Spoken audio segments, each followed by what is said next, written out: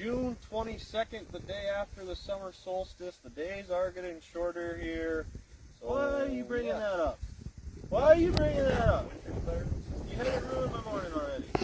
But as always, I'm Kyle Richter, and this is my companion, partner, co-worker, colleague. I'm a lot of things I don't even know.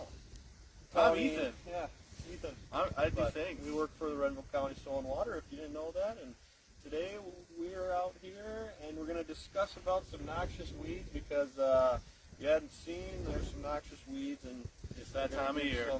That time of year. Tips and tricks on who to call, who to let know, and then also some way to combat these nasty little guys and ensure that you're doing your part to combat these weeds, invasives, and minimize the spread of these terrestrial invasives. So, Ethan, why don't you give them a little background since this is kind of your part?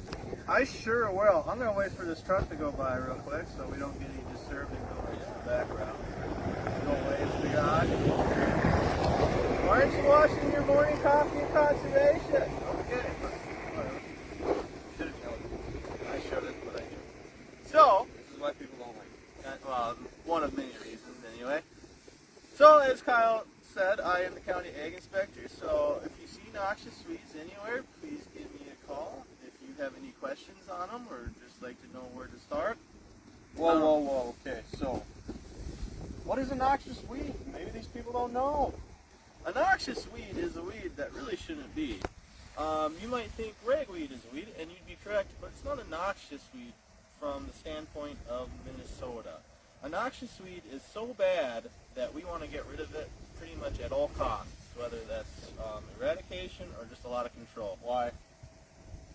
It's invasive. Why? Because it's stronger and better than the other natives. It takes over better. Why? Because evolution. All right. So anyway, what we have in front of us is one of the larger noxious weed problems we have in the county. This is wild parsnip. It's at this time of the year, it's kind of blooming. You can see the different florets on top, the kind of that dark yellow. This can often be confused with goldenrod, which is a native species, but they are a bit different. One of the key factors I like to tell them apart is the parsnip. It is darker than the goldenrod, and it has about that 9 to 12 florets. What makes this such a bad weed for not only humans but livestock is that it is very toxic. The sap, if it makes contact with your skin and you get sunlight on it, which is called photodendritic, it'll react and cause some nasty severe burns, like chemical burns. And it has been known if livestock such as cows even eat it, they can die, if not just get a really bad tummy ache. Unfortunately, we asked around to get a to see if someone was willing to test out the wild parsnip, but they No volunteers. no volunteers. No volunteers. So we were a little bummed Understandable, about that, but you know, it's worth it a is shot. what it is. Yep. So this again, very toxic, something you do not want to make contact with. We have a question? Oh, we have a question. So Is it also similar to another native called Golden Alexander? Yes, it is. They look very similar. Another just key factor is again stems. the They're stems. Yep, thick stems. They have the ridges along them. We'll get you a nice up close and personal view here. When in doubt, always make sure to wear long sleeve clothing and gloves if you're touching anything similar, just to try to not get any sap on you. And again, always feel free to give me a call at the office, and I can come out and inspect and check it out with you. And this is just one of the ones we want to avoid here at Renville County. Now, Kyle, this isn't the only noxious weed we have. Well, another thing when determining weed types or flower forb types or anything, some people like to use the taste method. I highly do not recommend using the taste method for anything. No, only for rocks. If you want to know what kind of rocks you're looking at. I suppose. Yeah. But another noxious weed that we have troubles with here, and mostly in our conservation easements, whether that's RIM or CRP or grasslands, is thistle, the old Canadian thistle, and there's many varieties, but here we have plenty of them. It's not dangerous. That might, as you're walking through it, it might get a little, you might feel a spike or something. But other than that, you're not going to get a terrible rash or anything. So the thing about thistle is it just takes over, and it's very noticeable when it's blooming because you just see a nice purple field, and some people think it's pretty, but I tell you what, it's not.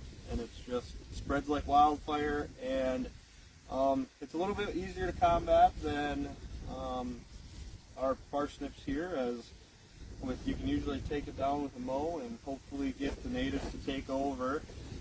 But yeah, that's some management options. Otherwise, people graze it. The cows, any livestock can eat thistle. They'll take care of it too. So it's a lot easier than parsnip, I'd say. Where parsnip, sometimes you mow it, it'll come back. Thistle, usually if you mow it, natives will take over and we'll be good to go there. But Yeah, with parsnip, you want to mow it, then usually spray it with something like 2,4-D. And sometimes it doesn't even take until 3 years after doing that back to back. But fun fact, especially in a year like this year where it's so dry, a lot of herbicides aren't taken up, and yeah. the fun fact, you know Canadian thistle's not actually from Canada? No, didn't know that. Yeah, fun fact of the day. I believe it came from Asia. Didn't tell you what part of Asia, but it's actually not from Canada. No. So the Canucks getting a bad rap for some reason. Don't know why. But yeah. Well, Ethan, you got anything else? You see the weed? Give me a call. Yeah, if That's you have me. any questions, Yeah. anything, if there's a weed or just something you don't know, take a picture and send it to somebody at the office. We'll make sure Ethan gets it, and then we'll out best management options and stuff like that. So we're here to make sure that everything, wildlife, livestock, crops can grow good and everything like that. And having these nasty buggers can suppress a lot of things and take away nutrients. So we're just trying to make sure it doesn't spread everywhere and minimize the spread. So thanks for joining us this morning here in beautiful Renville County. It's not hot today, so get out, enjoy the weather. Yeah. What he said. I like it. Thanks, everybody. Join us next time.